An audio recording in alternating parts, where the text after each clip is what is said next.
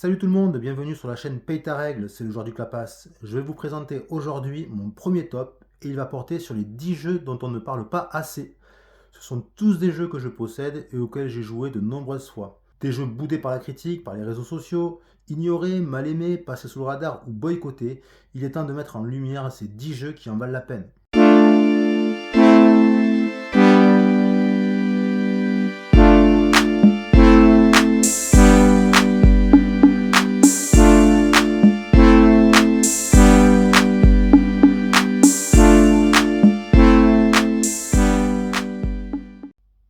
Numéro 10, Planète B.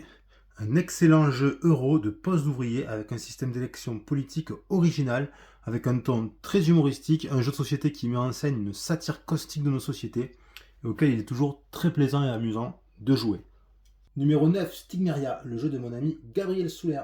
Il s'agit d'un puzzle game se jouant avec une mécanique de backbuilding. Alors même si les puzzle games ne sont normalement pas ma tasse de thé, celui-là j'ai beaucoup aimé parce qu'il est d'une grande richesse dans ses mécaniques et dans ses modes de jeu. On peut tout faire avec Stigmeria. Du jeu familial à du jeu expert, du solo, du coop et du compétitif bien méchant. Un jeu généreux et qui regorge d'excellentes idées à découvrir absolument. Numéro 8, Persévérance, un jeu Minecraft Game très original dans son thème et ses mécaniques, sur le thème des dinosaures et à grand déploiement. Alors on gère une colonie de croisiéristes naufragés sur une île infestée de dinosaures. Donc je vous avais bien dit que le thème était original, c'est quand même pas commun. Il y a dans la boîte deux jeux, l'épisode 1 et l'épisode 2. Les mécaniques ne sont pas exactement les mêmes dans les deux jeux, mais l'ensemble est construit autour des dés, avec des symboles qu'il va falloir utiliser et placer comme dans un jeu de postes ouvriers pour faire ses actions. Le jeu est très complexe, avec plein de choix à faire constamment, et il propose également un solo mais qui est costaud contre deux automas, mais passionnant à jouer. Numéro 7, Cora, un jeu de civilisation de type initié, donc ça change un peu des jeux experts. Alors dans ce jeu, on va développer une cité grecque en choisissant ses actions parmi des résultats de dés lancés.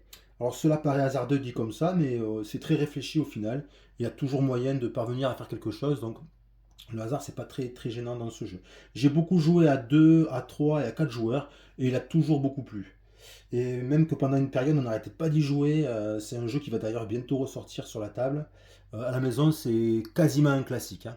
Numéro 6, Ultimate Railroad. Alors, est-ce que c'est l'intrus de ce top? Peut-être. Peut-être parce que le jeu de base, c'est Russian Railroad. C'est un classique, hein, du jeu euro de poste ouvrier, c'est certain. Il est ultra connu.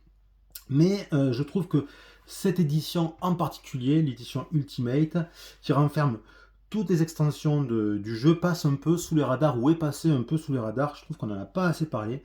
Et il est bon quand même de rappeler qu'on a ici quand même un des meilleurs jeux de pose d'ouvrier qui existe, hein. Alors certes il est ancien, mais il est facile d'accès, il est élégant, et il est facile à apprendre et à expliquer également, tout en offrant une belle courbe de progression.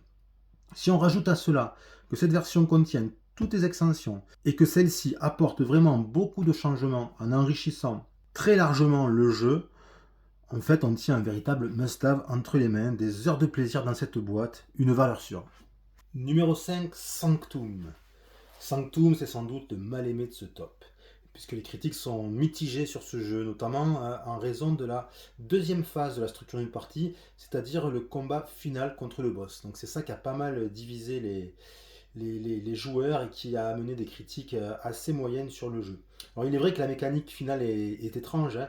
On affronte le même boss, donc on s'attend à un final coopératif, mais le jeu reste compétitif jusqu'au bout et d'une façon artificielle. C'est vraiment étrange cette deuxième phase. Toujours est-il que la première phase de construction du personnage, elle est excellente. J'y prends toujours du plaisir et je le ressors régulièrement. Il fait partie des jeux que je ne vendrai sans doute jamais. Et en plus de ça, il y a un mode solo officiel qui est sorti par la suite, hein, donc bien après la sortie du jeu. Et ce mode solo, il est véritablement excellent et je pense qu'il rend le jeu mieux même en solo qu'en multi, car il n'y a pas l'incohérence du coop compète qui est assez étrange que l'on peut retrouver en multi. Donc je vous le conseille, et notamment pour son mode solo. Numéro 4, Unbroken, une petite boîte. Alors c'est un jeu issu d'un sociofinancement et pendant longtemps il a été polémique ce jeu, car l'éditeur avait à l'époque demandé une rallonge pour livrer le projet en Europe.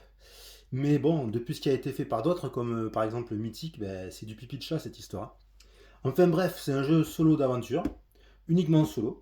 On joue un aventurier qui est pourchassé par des créatures. On va devoir se nourrir, s'équiper, améliorer son équipement pour faire face à des ennemis toujours plus puissants et triompher. C'est plutôt rapide à jouer, c'est très plaisant. Et si vous recherchez un jeu d'aventure rapide en solo mais avec une véritable profondeur, ben moi je vous le conseille fortement. Numéro 3, Legend of Void. Alors ce jeu c'est un Terraforming Mars mais complexifié, une version plus gamer. Les concepteurs du jeu ont changé le thème pour partir dans de l'heroic fantasy, ça se voit déjà un petit peu ici. Dans ce jeu on gère un héros et une faction. Les mécaniques sont très ressemblantes à Terraforming Mars mais plus poussées. Il se passe plus de choses sur le plateau commun avec des mécaniques beaucoup plus complexes que dans le plateau commun de Terraforming Mars.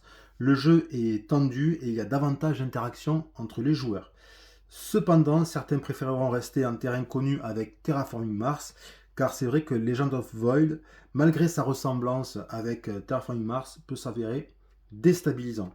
Si vous voulez en savoir plus, regardez ma vidéo sur la chaîne, vous verrez ça, j'ai présenté les règles du jeu. Numéro 2, Dead Reckoning, un jeu de John DeClair qui repose sur son système habituel de card building avec des sleeves et illustré par le célèbre Ian O'Toole. C'est un jeu de pirate, comme on peut le voir sur la couverture, très thématique où on va gérer tous les aspects d'une troupe de pirates et ça c'est bien cool. On va gérer l'équipage, on va gérer le navire, on va gérer l'exploration maritime, les combats, le contrôle des îles et même la construction de bâtiments sur ces îles. Donc on a de l'exploration, on a du combat, on s'étend en essayant de contrôler les îles, et on tire de ces îles des revenus. Mais, tiens, on n'aurait pas un 4x euro là par hasard? Sans doute, sans doute. En tout cas, un jeu passionnant, le meilleur auquel j'ai joué sur le thème des pirates. D'ailleurs, je prévois de faire une vidéo dessus bientôt. Numéro 1, Mosaïque et son énorme boîte de la Colossus Edition. Alors, faut-il encore que je le présente, ce jeu? Ben oui, parce que vu que personne n'en parle, il faut bien le lancer quoi, et le pousser ce jeu quoi. Vous verrez qu'il existe plusieurs vidéos présentant ce jeu sur ma chaîne. Donc j'ai présenté le mode solo, le mode multi, j'ai fait une partie solo. C'est un énorme coup de cœur à la maison. C'est devenu un classique qui ressort régulièrement. C'est mon jeu de civilisation préféré. Et moi je comprends pas pourquoi on voit aussi peu de gens qui en parlent. C'est vraiment un mystère. C'est un jeu qui est généreux dans son matériel. Bon, surtout que j'ai la version Colossus, donc évidemment c'est très très généreux, mais aussi il est généreux dans ses mécaniques, un jeu dans lequel on ne se sent pas restreint, on a de la gestion de ressources qui n'est pas serrée, le joueur ne se sent pas pris à la gorge, on lui laisse le temps de se développer comme il l'entend, on a plein de choix à faire en permanence, et la course aux objectifs vous pousse à surveiller les autres joueurs. C'est aussi un jeu de construction de tableaux de cartes avec des badges à collectionner, comme dans Terraforming Mars ou Ark Nova, et moi vous savez que j'adore ça. Voilà, c'était 10 jeux dont on ne parle pas assez. Je vous encourage à découvrir ces jeux et qui sait, peut-être vous y trouverez votre prochain coup de cœur. Salut et à la prochaine!